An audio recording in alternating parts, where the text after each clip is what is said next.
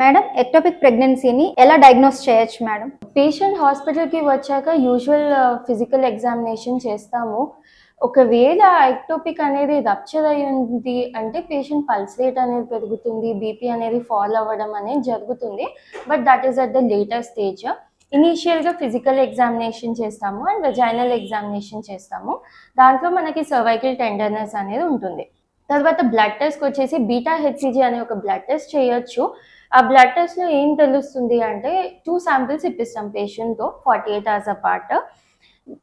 దాంట్లో మనకి ఎక్టోపిక్లో ఏమవుతుంది అంటే ఆ లెవెల్స్ అనేవి డబుల్ కావు, పెరుగుతాయి. అరౌండ్ 60% ఇంక్రీజ్ అనేది ఉంటుంది, బట్ డబ్లింగ్ అనేది ఉంటుంది అనమాట.